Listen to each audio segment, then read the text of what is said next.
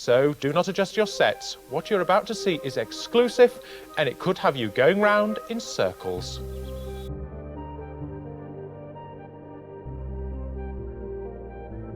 There's a mystery in the British landscape. It involves shadowy military operations, mysterious lights, and possibly the devil. Would you like to know more? Then you're in the right place. Each summer between late April and September, a bizarre and secretive phenomena settles over the British countryside. Although a worldwide phenomena and occurring on all kinds of terrain, from snow-covered wastes to sandy beaches, ground zero seems to lie in the county of Wiltshire in southern England. I'm talking, of course, about crop circles. Seemingly a recent phenomenon arising in the mid to late 1980s, these agricultural anomalies have actually been around for a very long time. Worthy of note is the case for the mowing devil. A farmer in the 17th century reported seeing the goat of Mendes himself forming a circle in a field in Hertfordshire accompanied by unexplained lights or lightning. But moving forward to the 1980s, circles began to appear in lots of fields in Wiltshire, starting as simple circle designs, and as time progressed, so did the designs, becoming increasingly intricate and now resembling complex mathematical conundrums. Many theories were put forward, from weird animal behaviour to fairy activity. Any new formation seemed to get airtime on the news, and the general public seemed enthralled by the mysterious curiosity. A flattened circle in a cornfield. They turned up 2 weekends ago, in the first week of July. Just what causes the circles is a matter of intense debate. Clarence Mitchell reports on the day that had all the experts running around in circles. The crop circle phenomenon was gaining attention worldwide. Serious interest in investigating the patterns started in the mid-80s, when the British military, particularly the Royal Air Force, began to take interest. Amateur study groups were on the increase, and articles started to appear in magazines, newspapers and periodicals. By the late 80s and early 90s, such was the interest in the phenomena that the BBC and the Japanese Nippon TV channel jointly funded a crop watch event, staged over 3 nights, and called it Operation Blackbird. The media had a field day, if you'll excuse the pun, but despite the wide variety of theories being bandied about, nobody has solved the mystery. The BBC had its presence there too, and we've exclusive footage of what became known as Operation Blackbird, an attempt to capture on film the appearance of this strange phenomenon.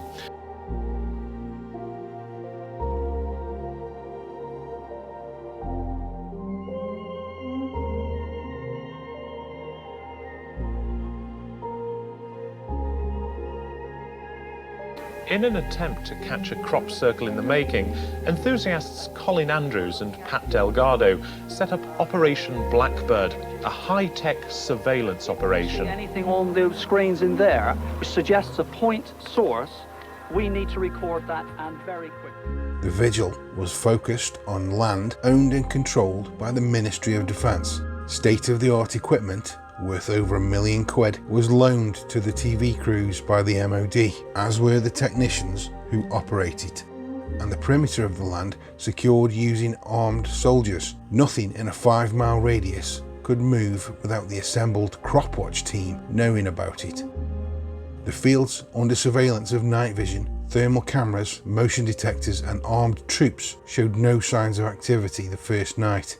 On the second night, however, a formation had appeared undetected in one of the fields under surveillance. The primary scientific investigators, Andrew Collins and Pat Delgado, who were the poster boys, the public face of the strange phenomena, were initially triumphant, and with TV cameras in tow, made their way to the circle in the early morning sunshine. On entering the circle, they were greeted by a New Age astrology board game, which was placed at its centre.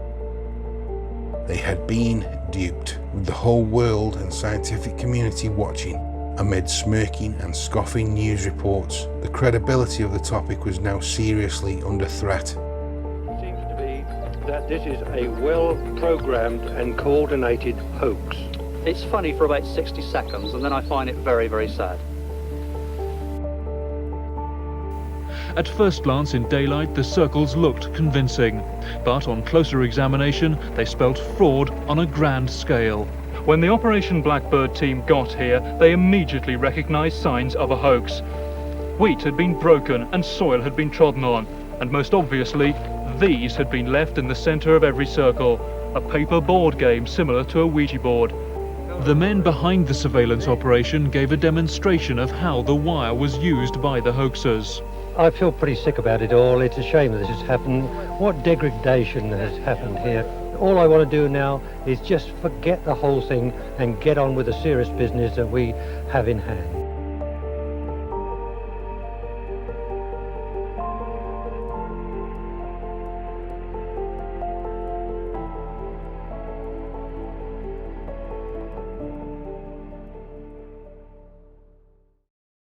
Then the following year, 2 pensioners came forward. Emblazoned on the front pages of newspapers was the headline, "The Men Who Conned the World." As it turns out, they probably did. 2 old gippers, Doug Bauer and Dave Chorley, stepped into the glare of the world's press, saying they and they alone were responsible for the whole phenomena. These 2 pensioners conned billions by creating crop circles all over the planet by simultaneously staying put in Wiltshire. Right. News and current affairs programmes featured the duo showing off their process and technique, at the same time giving all the would-be pranksters, hoaxers and high-spirited pub jesters a thrilling new pastime. So we used to mingle and rub shoulders with them to listen to all the conversations as to get their opinions as to what caused it, you see. And of course David would be over about 10 yards away on one side of the group and I'd be over here laughing.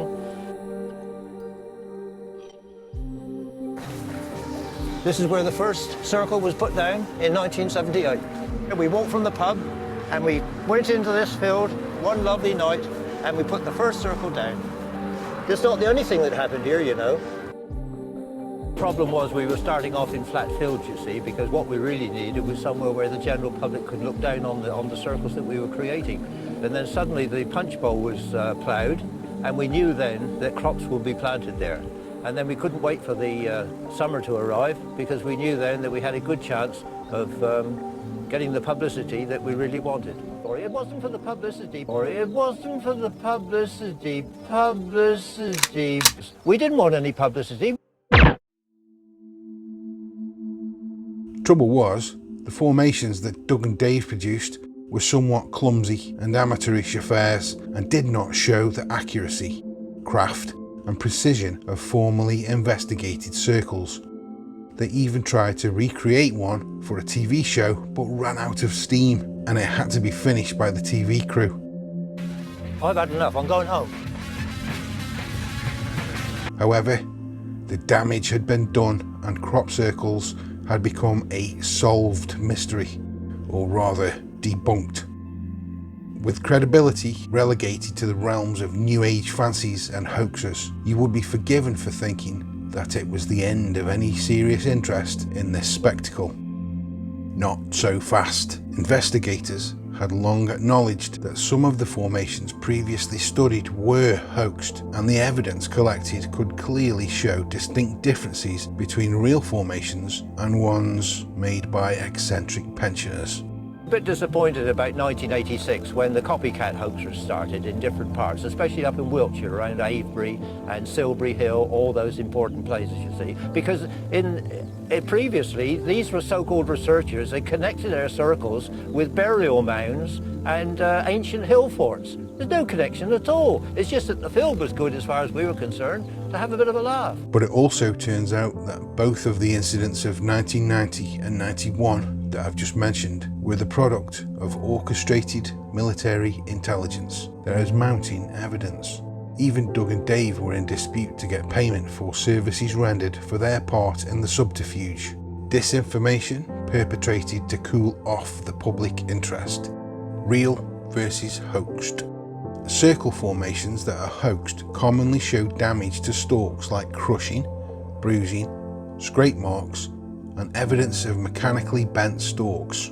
Obvious damage to seed and flower heads, skewed and inconsistent geometry, post-formation crop dieback, footprints, and inconsistent crop lay.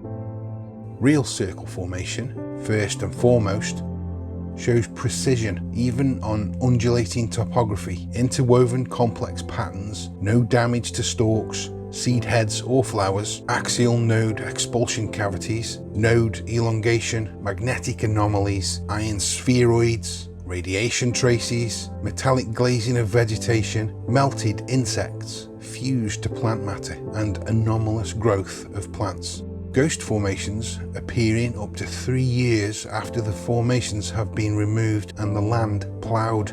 Even the circle makers themselves are reporting strange phenomena that they witness while they themselves are making circles.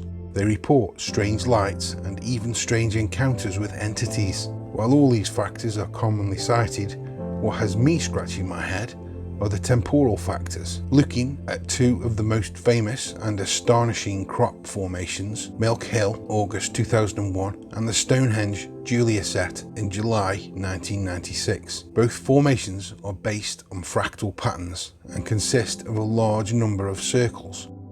At Milk Hill, farmer Brian Reed woke up that morning to find a massive formation consisting of 409 circles. The whole formation was over 1,000 foot across. This would have taken a huge team of highly efficient, practical and super focused individuals hours to make, even in daylight, let alone in the dark. At that time of year, there is approximately 4.5 to 5 hours of darkness to work in without discovery, which means that the perpetrators would have to make a circle approximately every 30 seconds to finish in that time frame. Added to which, on the night of its construction, heavy rainstorms fell, yet not one footprint was found. The formation was perfectly accurate, even though the ground is very uneven. Trying to render a perfect circle on an uneven surface is incredibly difficult, even without time constraints. Something like this would need practice. Where do these circle makers practice their art? The park? In 2018, a TV show on the History Channel brought a crop in a field filled with rapeseed and had a team of commercial crop circle makers replicate another Milk Hill formation, which was very small in comparison to the Galaxy Spiral in 2001. It took this team just under 4 hours to complete, with no pressure of being discovered. Plus, it had all the hallmarks of being hoaxed.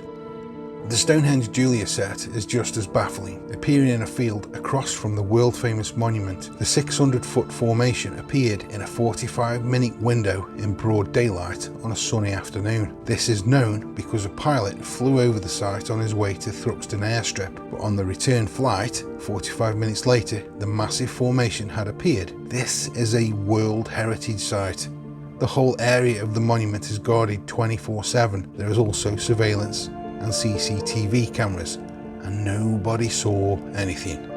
Clearly, there is a mystery still at large here, one of the most tangible paranormal mysteries you could wish for. If you've witnessed such an event or have any thoughts on the phenomena, please leave a comment. And remember, it's strange out there. Don't fight it, just embrace it. Before you go, if you like the content, don't forget to like and subscribe, as it really does help out the channel. And please, share the heckings out of this video. Ta-ra.